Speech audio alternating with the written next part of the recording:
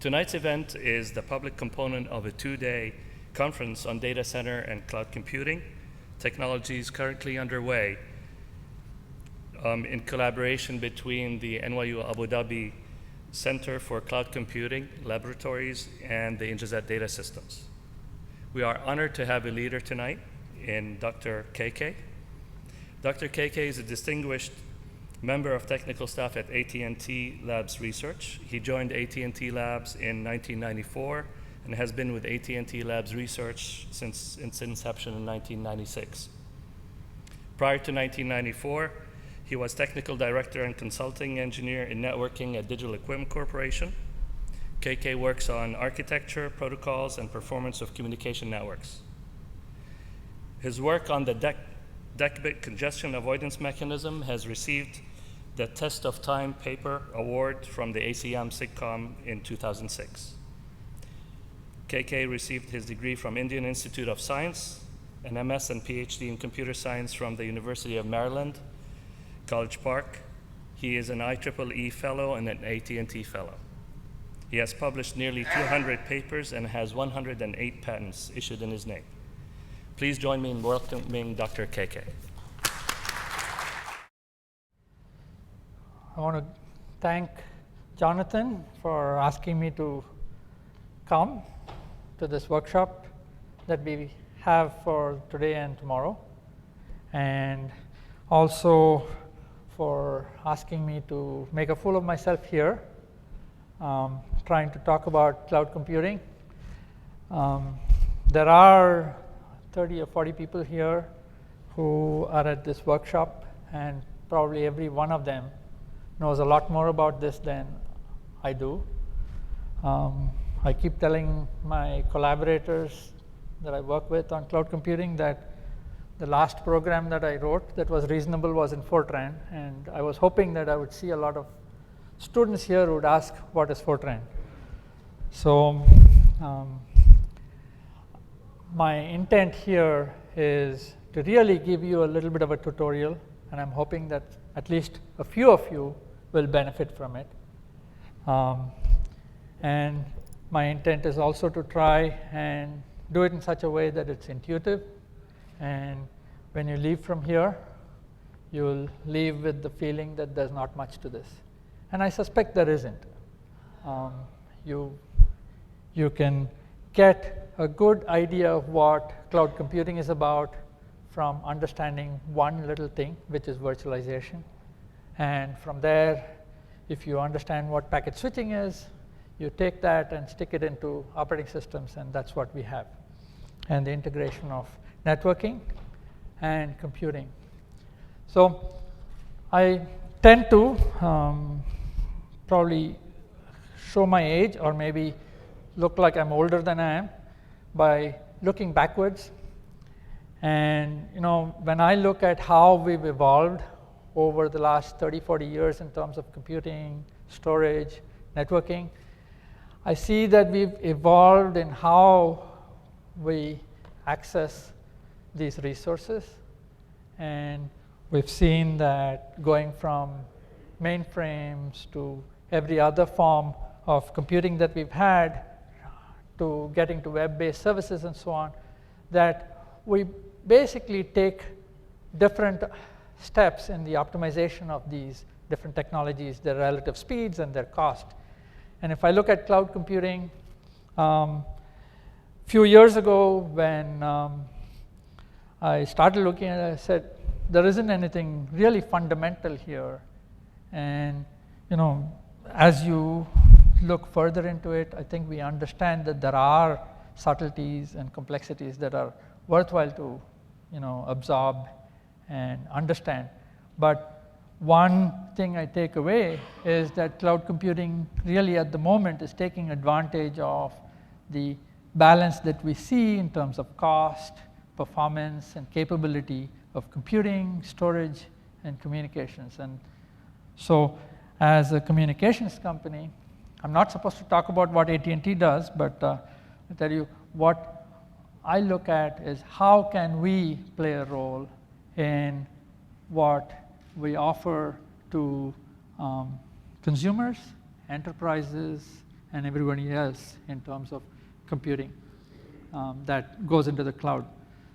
So I'll give you a little bit of introduction about cloud computing, and the last about 10 slides or so, I'll talk a little bit about what research we are doing. So all the folks who are here from the workshop can wait until then and go to sleep. We are all pretty sleep deprived. So when I look at what cloud computing is, or what is the cloud, we look at many of these services that we use, starting from mail. When we started looking at Hotmail or Yahoo, we didn't think of that as being something that is in the cloud, but it's really an application that we now come to understand that that's a fairly suitable example of what might be a software service that's in the cloud. And if I look at the key components that we think of when we think about cloud computing, it's that it's remote, it's remotely available, we depend on it. The other is, in many instances, we pay as we go, just like we do when we stay in this hotel. We think that one of the important characteristics is that it needs to be scalable, because when you start succeeding, that's when you can't fail, which means you have to scale. And more than anything else, the benefits that you get from using these resources in the cloud is that it's a shared infrastructure, and so in terms of providing these resources, it's lower cost. So, if I look at all the different quotes that people have about what cloud computing is, the key characteristics that I see are, one, that it's a service that is available on demand, it's scalable, it's dynamically provisionable, it's a shared pool, and it's supposed to be minimal management effort. I'm not yet sure that it is. We really look to provision it rapidly, and you'll see that there are some things that we're doing currently that help that. It's network access. It does depend on the fact that you have communications capability that is just as easy to use as compute and storage that is out there on the other end of the network. A big part of the benefit is that we pool resources, and so from the point of view of somebody who is a user, you're not really spending a lot of money in terms of capital outlay. The capital outlay is something that's borne by the provider of the service, and instead you pay as you go. And we all experience this whole notion of pay as you go on an everyday basis, whether it is renting a car, the fact that we didn't have to all own an Airbus or a Boeing to come here. And we share the resources, just as we share the resources of this hotel, and you just bear the portion of the expenses that you consume. And we are seeing from the original vision that I used to see of grid computing that it's a utility that is available on demand. And I think from that vision about 10 years ago to now, it's become pretty much a reality that you can think about computing resources being available as a utility. When I look at cloud services, I see basically three broad forms. One, that it's software as a service, where you're running an application that is running on a platform, and from the user of that application, you're basically seeing that application as being a service. One of my colleagues started something like this. It was a corporation called NSIM, where he basically created a platform where you could use applications like Microsoft Office and so on a remote platform where a user didn't have to go out and purchase a copy. And that was, they started it in '98 or so. and they didn't quite succeed. It was too early. But if you look at what's going on now, there are so many things that we have available to us that are remote, that we don't actually have to have licenses on a permanent basis. We pay as we go, and the licenses actually acquired by the provider of that software service. The second is going one layer down and thinking of how you can offer a platform for running applications and allowing people to use that. And one typically thinks about enterprises that might use a platform where they can then run their applications and offer that as a service to consumers. The one that is much more common, one that a lot of people in computer science or the networking folks especially think about, is an infrastructure as a service, where basically you have bare metal, and you then allow people to run on top of a virtualized layer their own operating system and their applications on top. And they're sharing basically the servers, storage, networking, and maybe a thin layer that enables them to run their own version of whatever they want, whether it is operating systems or applications. So, typically when management types come and give us talks, they say what is the projection of how much this particular technology that they're pitching is going to scale, and how much revenue is going to be generated and so on in the future, many billions of dollars or whatever. What I like to do is to look back a little bit, and what I wanted to do was to say, go back to 3 years and see what people were talking about and see if that's become reality. And if it has, then you can say that that's actually something that is really being used over time. And if you look at what New York Times is doing, they use Amazon's web services to archive a lot of their information. If you look at what consulting guys were saying, now it's almost 3 years ago, they look at mid-sized companies, which is where a lot of the investment goes for IT. And 70% at that time said they were implementing or planning to implement cloud computing into their business of one form or another.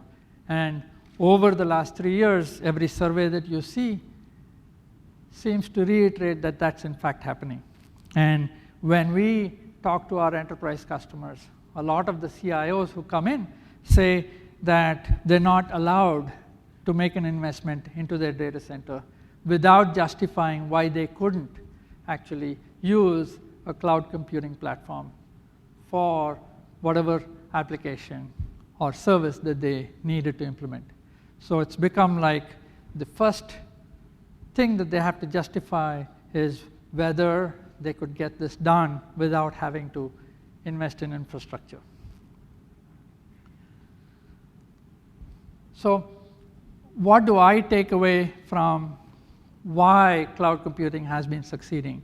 And to me, just like packet switching has replaced what used to be in my organization, circuit switching, it's the same philosophy, which is that the fundamental value proposition is that you reduce cost through multiplexing.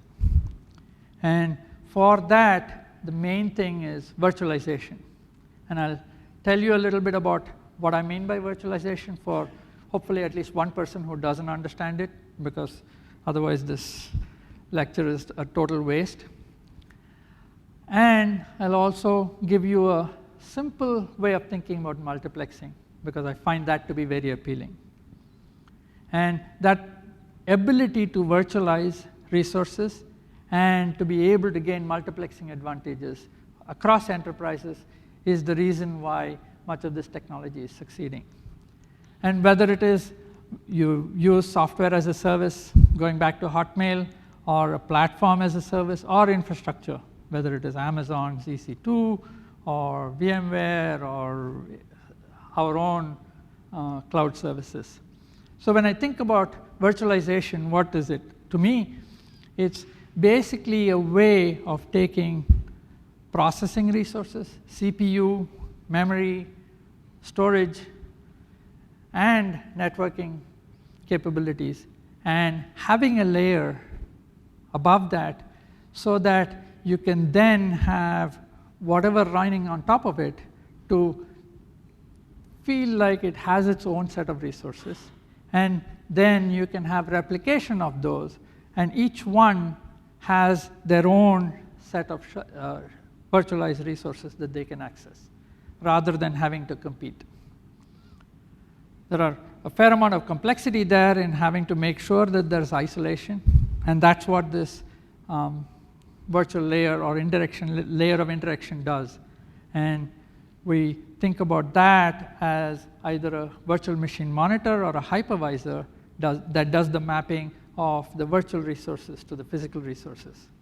And so when I think about server virtualization, basically it allows a server to be sliced into these virtual machines. So you've got the hardware layer of a CPU, disk, memory, and so on, that then is made to, for each one of these virtual machines, have its own version of it. And you can then, on top of that, basically run your own copy of the operating system, and then your applications on top of that. And what you want to be able to do is to rapidly adjust the allocation of resources across these virtual machines. And that's what the hypervisor or the virtual machine monitor is doing.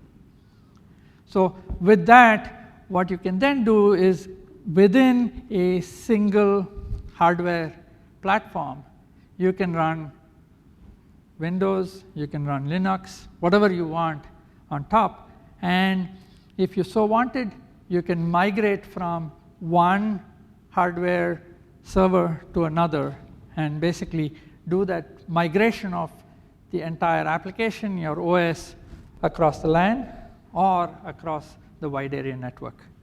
And there are a lot of these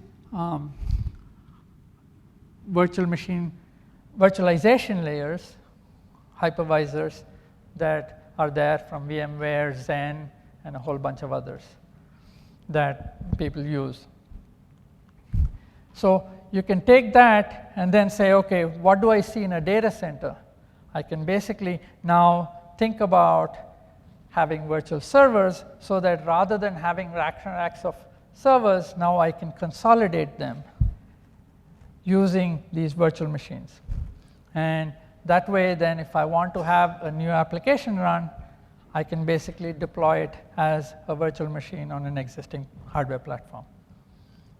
So if you think about, let's say, you have people who want to have desktops, you can then have them, all their virtual desktops, be hosted in a data center, and then you can have the users access those desktops remotely.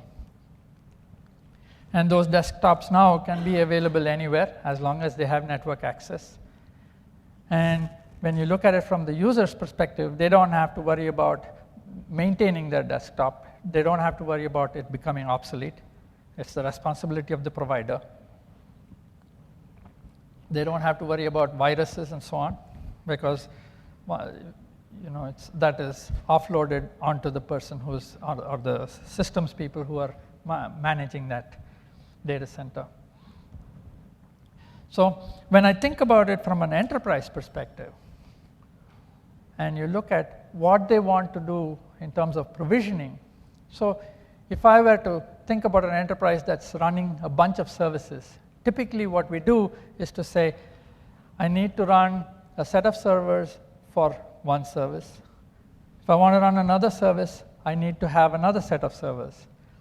And now, when I want to think about how I provision those services or the resources for those services, then I have to look at, let's say, for instance, they have some performance requirements, for instance, that they have a deadline associated with each service. Then you end up having to have as many servers for each one of these as the sum of the peak demands for each service. That has a certain scaling factor. Now, when you think about virtualization, then what you can do is to have a common set of servers across all of these services.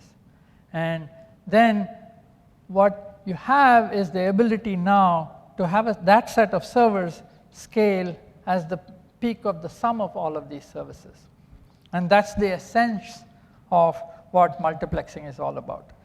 That is, rather than having to have a set of resources that scale as the sum of the peaks of each one, instead, you basically are going to have a capacity requirement that scales as the peak of the sum. Now, if you look across, why does this work? If you look across multiple services which have variable demands, if you didn't have variable demands, what would happen is that the peak workload for each service might end up overlapping. So when you do that, then you don't really see the benefit of sharing that infrastructure. But on the other hand, there is inevitably variation in demand when you're running different services that have different temporal locality in terms of their demand, or they have resource requirements that change. And so you end up having a reduction in the likelihood that these peaks line up. And if these peaks don't line up, then you can actually have, instead of what you see here with the peaks lining up like this, if you have demands that are separated in time, then you now don't need to have the resource allocation that is equal to the sum of the peaks. And that's essentially the advantage that you get from having a set of shared resources that can be used, and that's what virtualization gives us. So I talked a little bit about software as a service, platform as a service. Whenever somebody talks to me about platform as a service, I find it a little nebulous, so I wanted to go back and say, what's a good example of that? So one example that I picked up was what Google App Engine is about, which basically allows people to write applications, and what they define is an API for what you can do on top of whatever infrastructure, that is hardware and OS capability that they have, and then you run the application on top of that. And then once you do that, as your application requires more or less resources, the App Engine automatically scales. There are some requirements about how you manage state and so on, but for the most part, you're not worried now about how to manage those resources or allocate those resources. If you look at this second or the third capability that I talked about, which is infrastructure as a service, and the one that pretty much everybody speaks of is Amazon's infrastructure. And basically what they do is they run servers and storage and put that out on the internet. And you can rent those servers and storage as a consumer. And basically what they're doing is using virtualization now to share those servers across a large number of consumers. And because of this multiplexing advantage, what they're able to do is to have that economy of scale, lower prices for consumers. And even at this low cost, where you're spending 2 cents an hour, maybe $2 an hour at the most, for fairly large scale virtual machines with a large amount of memory, they still can make it an enormously profitable business. And while one might say that you can create a VM with a push of a button, it's a little bit more than that, but it's not that much more. It takes some time, but it's not that the user has to worry a lot to be able to provision a VM. Now, when you look at cloud platforms from an enterprise perspective, there's probably a couple of ways that you can have your data center. One, it can be private within your own data center, but you can still think of that as a cloud platform or a cloud environment where your employees of the enterprise access those resources without having to have something dedicated for each one. That's what we used to do in the 60s. You had one data center with one IBM 360, and it was shared. Now, when we go to an environment where it is networked, then one can think of a multi-site enterprise using that enterprise's data center, which is essentially in the network in the cloud. And oftentimes, enterprises tend to instantiate their own private cloud for reasons of security, privacy, whatever it might be. There's a whole bunch of discussion that we've had today about privacy and security and so on. That might be one reason. But they still get the same kind of advantages that you get with multiplexing that I spoke of, and also the convenience and the flexibility, which is that you can automate the instantiation of a virtual memory or virtual machine. You can manage it. You can get some of the benefits of economies of scale. Oftentimes, what you want, though, is to be still able to have the flexibility of using a public cloud or a shared cloud environment that is now shared across multiple enterprises. And one example of that is, most of you have heard of Walmart, for instance. And those of us in the US, especially with families, with wives who like to shop, for instance, we all know of a day after Thanksgiving when there's a huge load, because it's a day that is a holiday and it's meaningless for anything else other than shopping. And Walmart used to have a big challenge in their IT systems, having to deal with this Black Friday. But over time, they've realized that they can have their private cloud, but still be able to use the public cloud for using those resources on those peak days without having to invest their IT infrastructure for that peak day. It's the same thing that you see with time and time again with other services. And what you end up having there is basically a hybrid model where you're now moving resources between the private cloud that you have and the public cloud, depending on your needs. And so what ends up happening is you start maybe using your private cloud infrastructure. The public cloud is used for whatever else, but you want to be able to now move what you have, or dynamically not only just move, but use your private cloud and burst into the public cloud for basically flexing what resources you need. And the whole reason is still that you get cost efficiency. And one of the things that we see as a requirement and a challenge is how can we make this seamless? That is, you want to have basically the same APIs, the same capability to run those applications in a public cloud that you are running in your local data center. And some of these things are not quite there in a public cloud infrastructure.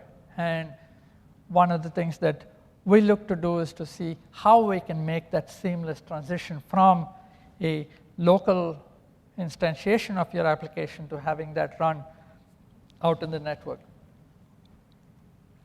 So what we've been doing as our vision and research is first to be able to do that transparency. That is, have the ability to move applications that might be running in your local data center and have those applications move over with very little effort on the enterprise's part. And be able to do that in a way that has some semblance of security. I wouldn't say that what I'm going to talk about here gives you all of the robust security that you folks have been talking about as being a challenge, but there are some simple things that we are able to do by offloading some of that challenge from the enterprise to the service provider. And what we also want to do is to make sure that when you do move your application over, you might be able to move it in a manner where you're not pausing your application. So for instance, at 5:30 in the morning on Black Friday, you don't want to have all your applications stop, move it over to the other cloud site, and then start over again. What you want is to be able to move that as they execute and be able to migrate your applications or replicate your applications in the cloud and have the ability to burst your application over in the cloud and have that capacity dynamically adjust. So we spend a lot of time looking at how to facilitate this migration of the resources in this transparent, seamless manner. And the other piece that I've been spending a lot of time over the last year is to see how can the cloud help in terms of disaster recovery. Part of the reason is we've seen this time and time again, I would say starting from 2001, where you want to have resources that have a replica of your critical data that is far enough away from your primary data center so that if you have a massive failure of your primary data center, you can still have that data safe without having to share the same risk of failure as your primary data center. And so it's critical for us to be able to have this replication in a manner that has very little impact on the main operations under normal conditions, but still be able to make sure that the data that you have in your remote site, and what we'd like is to be able to take advantage of the multiplexing advantages that you get with the cloud, to be able to have that replica be out in the cloud and have it in such a way that you lose minimal amount of data.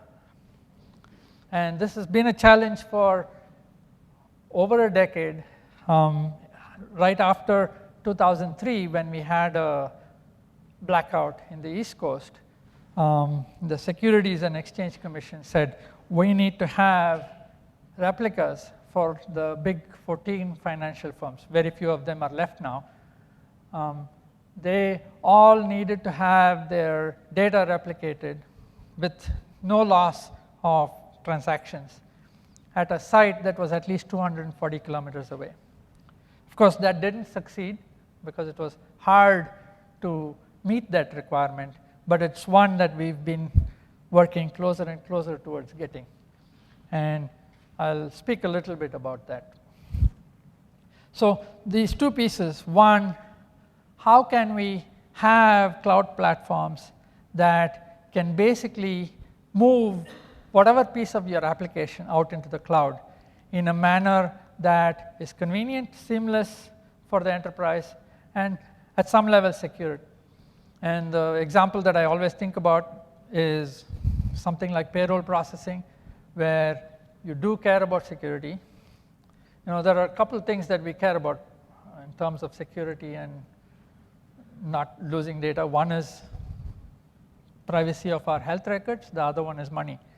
There's very little else we care about. So this one, if you think about how you can do this in a manner that an enterprise can feel reassured that you can actually move a component of your application over, and you can do that maybe even when it is running, so that you don't have to have your resources for 29 of your 30 days sitting idle, and just on that one day when you need to do payroll processing, have to allocate these resources. Instead, you can have that run in the cloud platform. That makes it very convenient. So the first problem that we think about is transparency.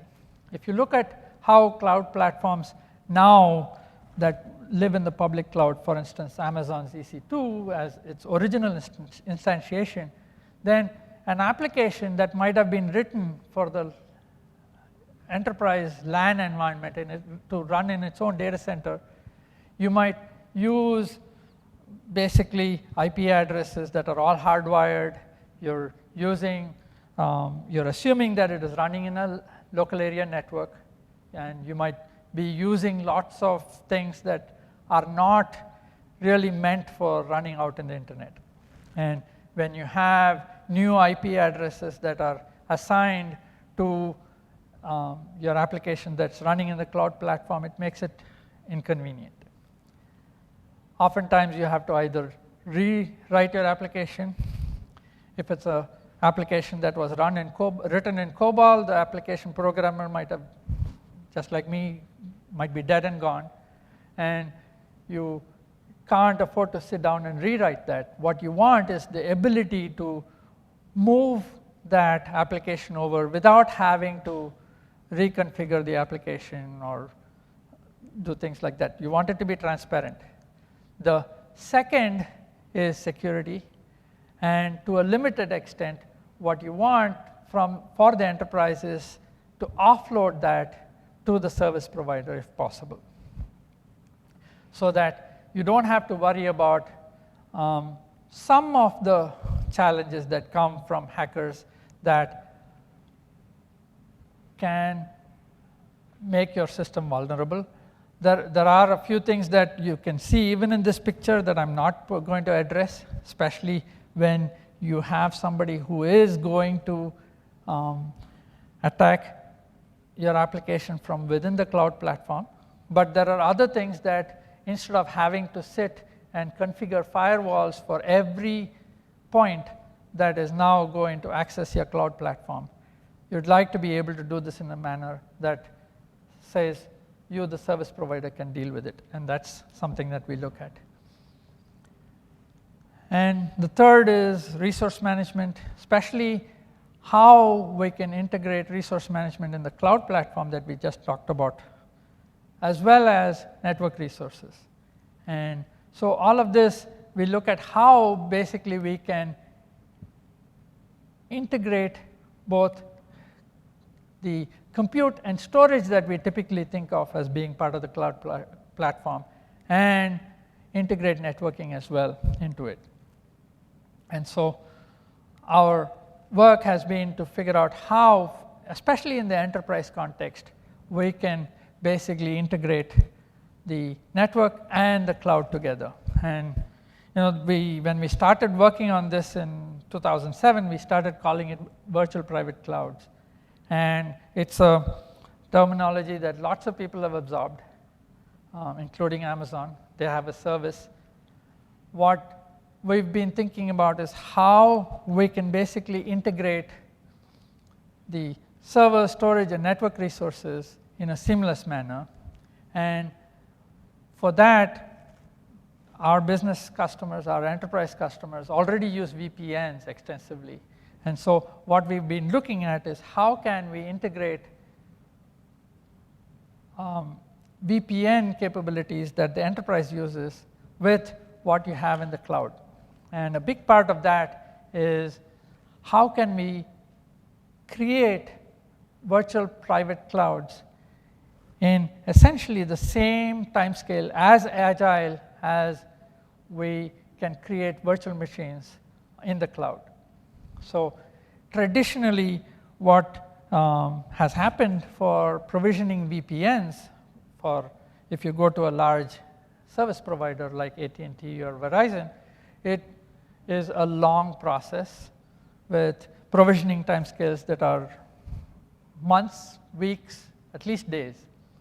And what we'd like is to be able to have this capability shrink to the same timescales of seconds or minutes for how easily you can set up virtual machines, and to be able to configure VPNs so that when you have a cloud site that has virtual machines that run for an enterprise, you can now bring them together with the enterprise data center on the same time scale. And to be able to have these cloud sites, not necessarily one. You could span multiple cloud sites and have them show up as being part of this enterprise in those same time scales. So when I look at what's the benefit of doing something like this from the customer's perspective, one of the things it does is it simplifies deployment, since now the cloud looks just like their local resources. And when I look at security, there's a lot of challenges to deal with, but the one that we find is convenient and appealing to enterprise customers is that now these cloud resources are accessible only through the VPN. And if you look at an enterprise VPN which has multiple sites, there's already an acceptance that now that piece of it that they offload to the service provider in terms of having that multi-site VPN, not have to worry about setting up firewall rules for every individual site that they have. And now if you have a VM that is showing up in the cloud on a dynamic basis, you don't want to have to set that up, have a firewall and a rule that is set up on those same time scales. Instead, if you have them show up as part of the VPN, then you have that portion of the security problem offloaded. From a service provider point of view, we see now that you can manage network resources better. And from the point of view of a service provider like us, where we have a large number of data centers. And as we go forward, what we see is the potential for having data centers at every one of our central offices. We used to have lots and lots of equipment in our central offices before with circuit switched communication, with much of the communication now being packet oriented. Our central offices have less and less equipment. And we see the potential for having data center-like equipment being available in our central offices. And now that can be viewed as a pool of resources that can be now shared. And so we want to be able to also not necessarily have a data center that spans multiple football fields. Instead, we would like to be able to share resources across these small data centers into a pool that can be now made available to enterprises. So we came up with this thing that we call our CloudNet architecture, which basically looks at having a cloud manager that basically is doing all the work that you typically see in a data center for allocating compute and storage resources and managing the interconnection of those resources within the data center. And now having a network manager that basically creates and configures these VPN endpoints in a dynamic manner. And now having a way of making sure that these two are orchestrated together so that you can have a multi-site VPN show up in a matter of minutes, if not seconds. So if you think about how you want this whole process orchestrated, you have an enterprise customer that comes in through a portal and talks to a CloudNet controller. And that CloudNet controller creates virtual machines resources within the data center, stitches the VLANs that you have for that particular enterprise customer into the data center networking infrastructure. We exploit this capability in routers. I don't want to advertise for Juniper here, but those are the guys that we've been using to be able to have a hardware router that can have multiple software instantiations, so that you can now have essentially a customer edge router for each enterprise customer that we create show up in that data center. And now we can then have that be interconnected into our common backbone as part of a VPN for that customer. And the way we do this is to have at our provider edge the capability to now pre-configure VPN route targets that then can be remapped using a route server or essentially a route reflector, if you will. I think that's more detailed than I need to go in, that can remap these VPN IDs on a dynamic basis for each individual enterprise customer. So this set of things have found its way into our products over the last years. And a lot of VPN customers end up using the capability that we offer with CloudNet in our data centers. I want to switch gears. How much time do I have? Another 5-10 minutes? Huh? 5 minutes.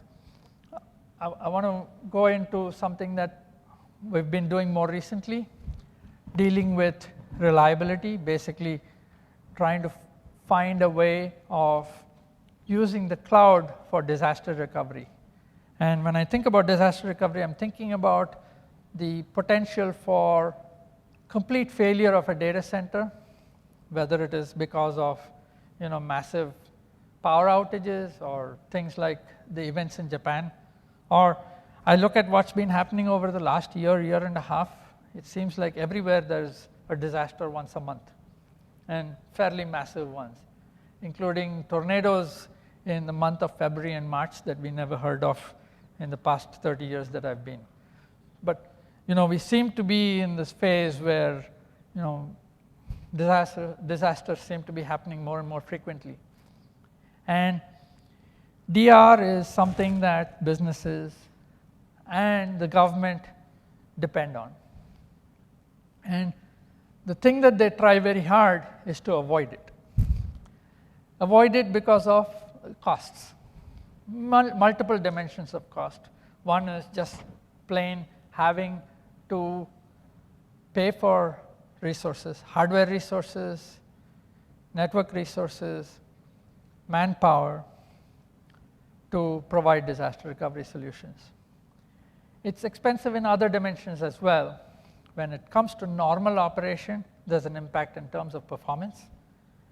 And that, especially when you want to have a disaster recovery site that's far away, then it comes at very high expense. If you care about data, then oftentimes what you have to do is to replicate the data that you write to disk onto a remote site.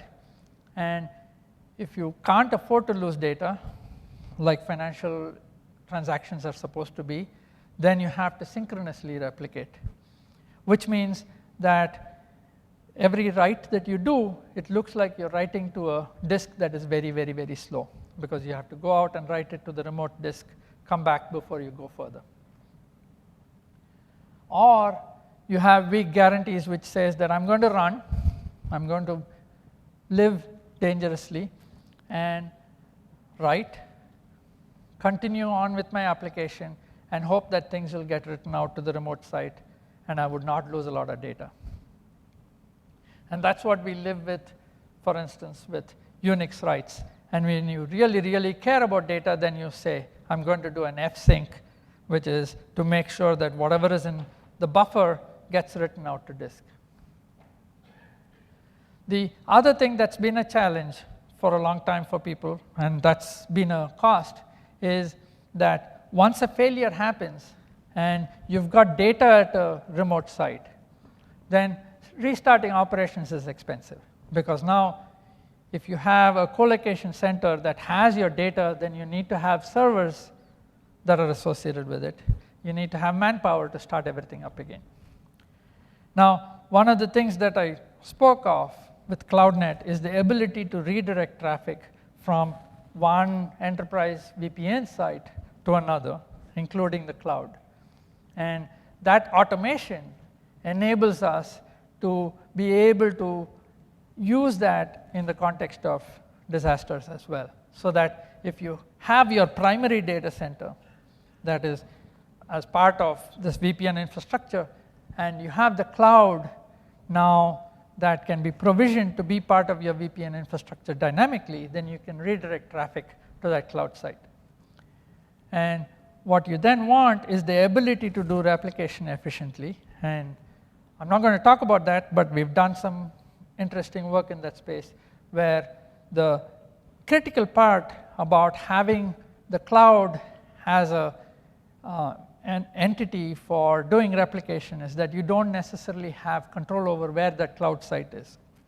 For instance, if you're going to replicate to Amazon's EC2 clusters, then you might have something that is running in Florida, and you'd have to replicate it to a data center in Virginia, and that can be quite far.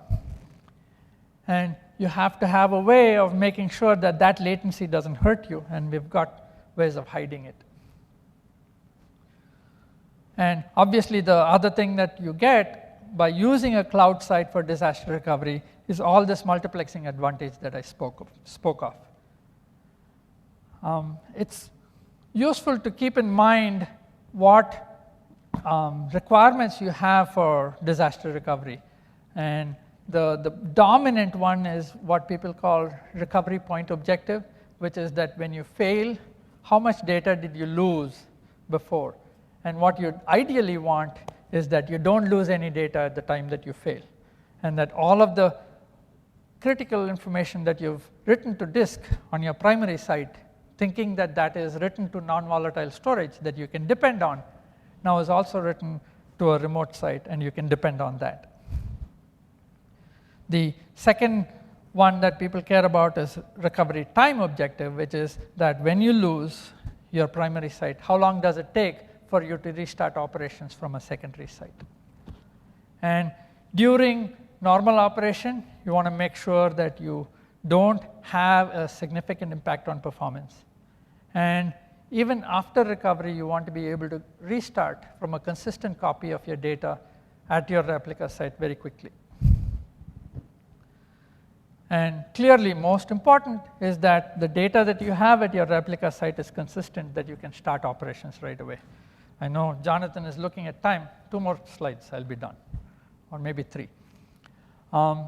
The key is that this capability you want in such a way that this disaster recovery site doesn't share the same risks as your primary site in terms of failures. What people have done over the last couple of decades is, because this remote replication is a big challenge, they say instead, let's have multiple points that we can stage our replication over. It's great if you're a storage vendor, because instead of selling 1 copy of your storage array, you can sell 3. But what we'd like is to find a way of lowering that cost so that DR is much more appealing to enterprise, especially a small enterprise. And what we want is, rather than having a private backup site like here, you want to instead have the ability to use the cloud, whether it is public or a shared infrastructure, that you can replicate data to, and have the ability now for having multiple enterprises share that disaster recovery site that is in the cloud, and still be able to deal with this latency that you have going from the primary data center to the remote cloud site while you're doing writes and not losing data. So when I look at what you want out of a cloud service for disaster recovery, the advantage that we have with the cloud of multiplexing is what we want to get out of here to start with. And so the resources that are in the cloud, under normal operation, all you want is to be able to store the data on disk. the amount of computes that you're using under normal operations is fairly minimal, because the only thing that you're doing is taking the write that is being written out on the primary site and committing it to disk on your replica site. So you have a small virtual machine that is involved in doing this write and acknowledging the write back to the primary site.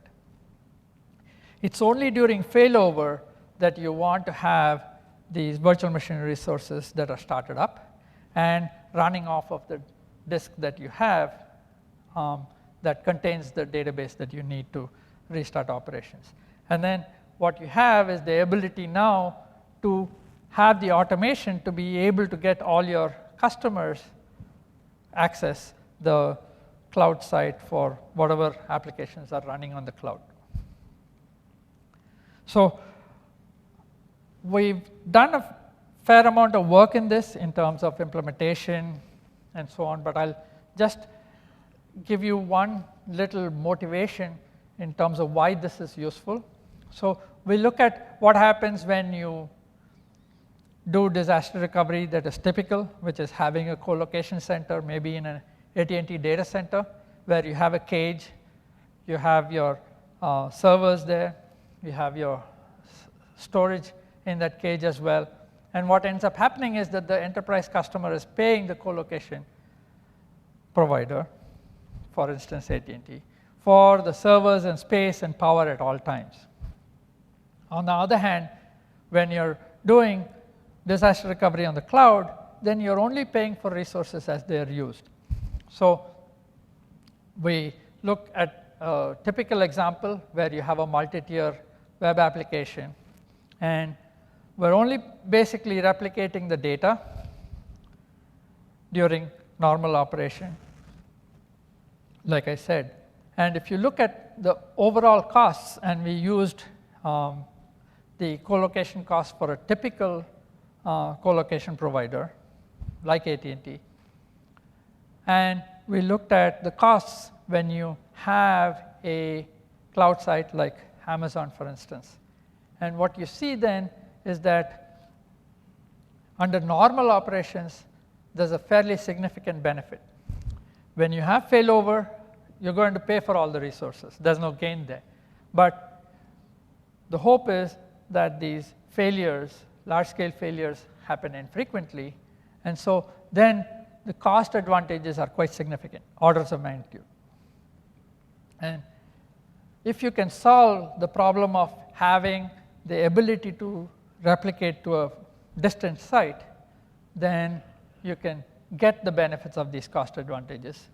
And so at some point in the future, when you folks are interested in understanding what the solution is, I can speak about it. So overall, what I wanted to leave you all with is the message that, when I look at how IT systems operate in enterprises, cloud computing has really changed how they use information technology. And it's become an integral part of the options that they have to consider. And there is a great potential for savings in terms of cost. And the things that we've been doing is to figure out how to seamlessly integrate these cloud platforms with enterprise sites, and how we can use that for disaster recovery solutions.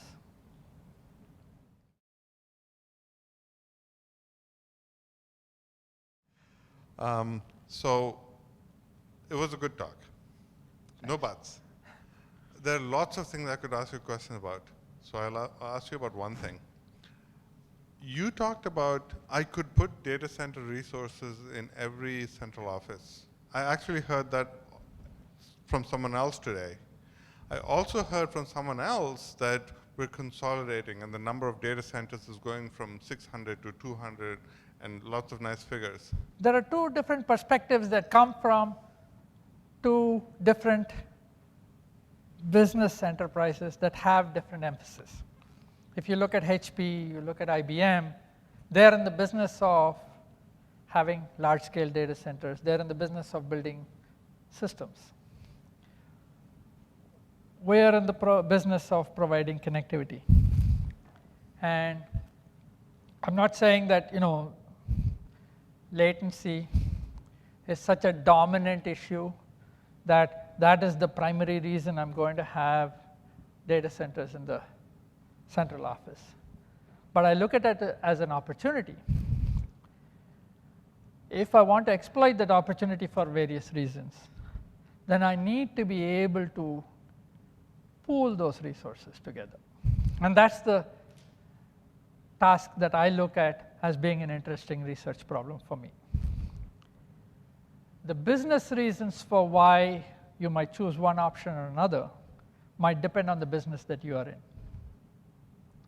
So you have a network, you want to flaunt it. Pardon me? You have a network, you want to flaunt it. I have a network, I want to use it. I want to find a way of surviving.